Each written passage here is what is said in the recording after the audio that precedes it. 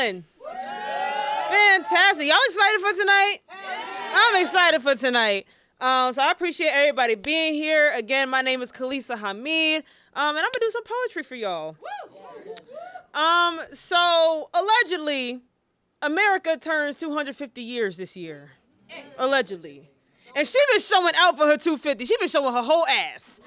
And I got some stuff to say about it, because I realize that America's been making some promises, and that freedom and democracy are checks that America never had the balance to cash. So one thing I want to address is this idea of reparations and what they're going to do for us. Because we got a lot of symbols, but we don't got a lot of substance. So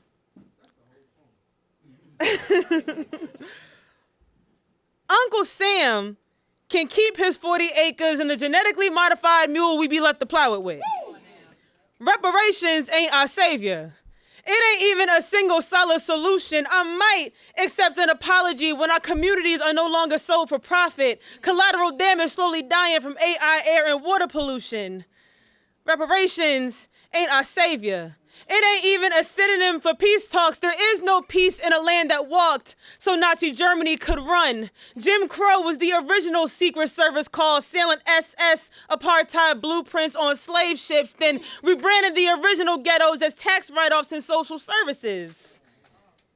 And we can't forget Lady Liberty, can we? Because homegirl got some nerve, don't she? Standing 70 American dream stories high on her pedestal while homelessness runs rampant in the city she oversees. See, there aren't any reparations. Because our great Uncle Sam and our fairest Lady Liberty fucked around while crunching the numbers of this country, so your 40 acres is actually held out on a lien until we can find a way to excuse our dear Aunt Sally Mae and the shattered credit score she leaves in her wake. I promise none of this shit is a mistake or a mishandling of principles. If there was ever a bug in the system, I promise we were always destined to be the feed in its mandibles, broke down, overworked and tired to be easily digestible, and spit out colorblind to be easily manageable. Can somebody tell me how much more we're supposed to handle? Because my silence is not for sale. Peace for our people can't come toe-tagged auction style. It has to come with accountability. Accounted for every mile bulldozed and flooded, shot down, blown up, taken for eminent domain. There are no reparations when we still in the fine print as the slaves. There aren't enough millions in the world to pay the debt owed to the oppressed. The thousands can't stack high enough for us to look dignity in the eye and only accept 3/5 of a semblance.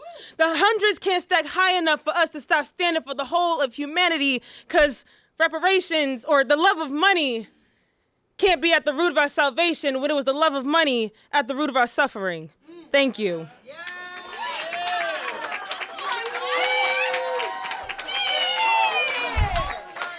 Thank you. Thank you. Thank you. I appreciate you. Oh, word. So, it's been a rough April. It's been a rough April for everybody. But it's also been a very rough April for Black women. Femicide,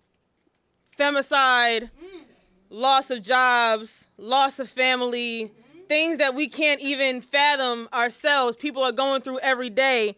And so this poem that I'm going to do was originally just about police brutality and police violence.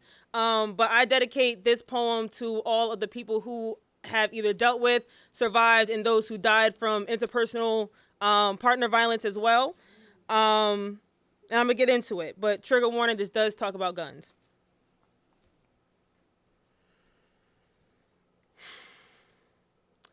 A few days ago, my partner challenged me to a game of Super Mario Bros. Just a few rounds, nothing critical, but even so, I still felt the inclination to say no. Not because I was scared or apathetic to his interest. My fingers just aren't accustomed to operating under high pressure instances. So now I'm button mashing, flying off maps like a rogue played in need of controlling, and I don't really got the patience to keep dying in a game that I'm still learning. In January, Renee Nicole Good was executed by ICE cops next to her partner in Minnesota. They called her a deranged terrorist, a deranged leftist out to run cops over, but really she was just being a good neighbor, bearing eyewitness to state-sanctioned terror while her wife stood by her side and collected evidence for later. And that was their crime, not violence or attempted murder. Renee refused to be an accomplice to atrocities, something that her whiteness should have demanded of her. That's just in the American playbook. It came out the next day that Keith Porter Jr. was executed by an ICE cop that was off duty. Keith, as per custom, was firing celebratory shots into the air, and the vigilante took the law and Keith's life into his own hands. Although those hands held no power or jurisdiction, but when your bastard badge becomes your identity, there are no boundaries on when, where, why, how, or on whom you use them. It's in the American playbook. And that playbook hasn't changed. The game makers just made some new characters, gave them some sticks and said, hit the streets and play. Bowser and his babies running through our cities, but we just stay the course, collect our coins, and avoid any danger so we can make it home safely. And it hit me. There is no opting out of this game because ready or not, an op gonna goad you to come out and play. And as long as these game makers are writing the maps of our reality, it doesn't matter the contents of your character when the skin you play in is that of an enemy. So I turned to my partner and I said, I want to know how this game goes. Because trained to untrained, they going to keep letting these fireballs go. And even if I never use this information outside of our four walls, I can walk out of our home each morning knowing if the illegitimate duty calls, I know exactly how to answer it. Because it's power in knowing that the game makers ain't the only ones playing in this. See, time is ticking faster. The maps are growing smaller. The pressure is building higher for us to choose. Are we going to press go and start training our fingers? Or are we going to keep dying under fire while the right triggers? Thank you. So again, my name is Khalisah Hameed. If you liked what you heard, you can follow me on IG at plpit.purpose. That is pulpit.purpose without you in the pulpit.